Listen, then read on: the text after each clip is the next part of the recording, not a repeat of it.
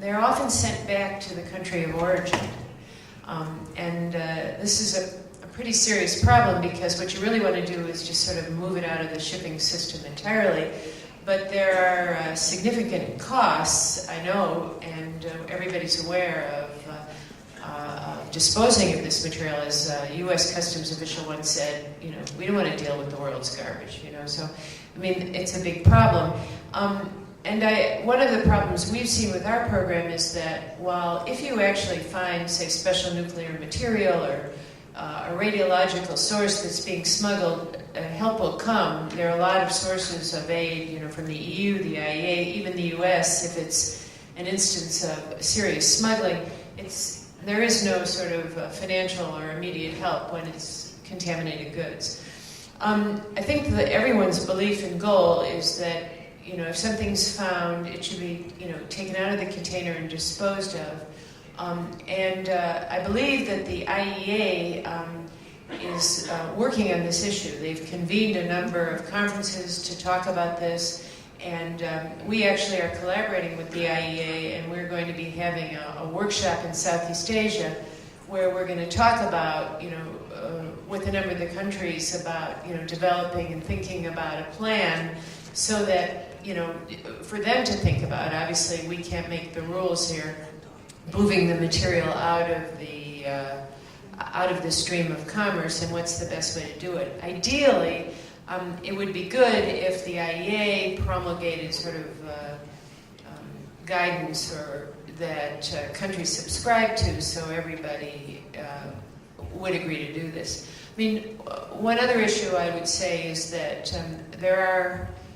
if you find a discarded source and you want to take it out of a container, for example, there are ways to get help and training with that. We in Second Line of Defense have worked with a number of countries. I mean, we don't have this expertise, but we can access this expertise in in our complex, and we can do training on how to safely remove and store these sources. And I will say that there are other programs that will help, countries build appropriate storage facilities if for holding these sources.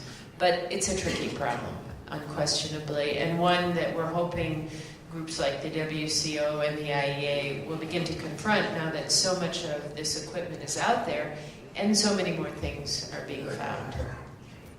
Thank you. Tenemos espacio para una última pregunta.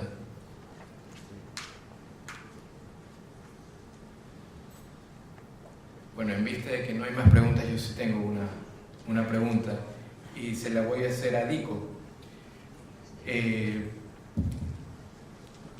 Vimos en el video que nos presentó el involucramiento del sector privado en el control y en las operaciones.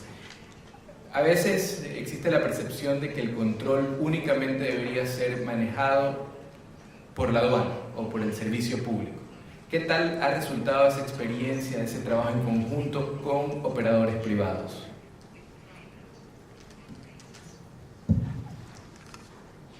Thank you, Prof. Actually, that is the presentation. In my presentation, that was exactly as I said. The private sector have not shown evidently that they are going to work well with the customs, because they don't seem to protect the revenue that accrue to the federal government of Nigeria. And that is why we're looking for a way to take over from the private sector service providers, so to say. Because those are the people that are operating the scanners, the people that are operating the risk management and what have you. So actually, basically now, the federal government have resulted, having seen the disadvantages, now everything is going to be transferred to the customs, because they have not shown any result. Okay.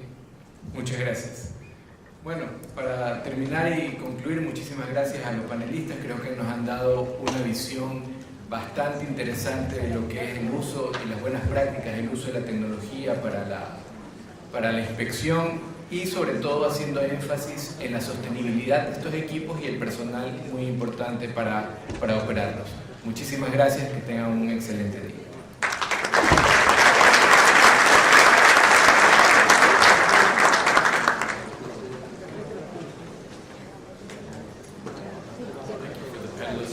We will break for coffee now. Just before we do, and just to pick up on the point that was made by one of the last interventions in relation to the WCO looking at setting up some sort of working group or committee around technology. It is something that we're considering, and in the Secretary-General's speech on the first day, Cuneo did mention that we are developing a technology database to assist members work their way through the vast amount of technologies that are becoming available, and to assist members in how they may deal with taking and making options in relation that what types of equipment may be best suited for their purposes. So we hear the words, and we'll take that back, and I think that may be one of the findings from this meeting, and we'll have a look and see how we can do something to be more proactive to assist members in that area. So now it's my pleasure to say we're breaking for tea. It's sponsored by Telefonica. Again, it will be in the exhibit area.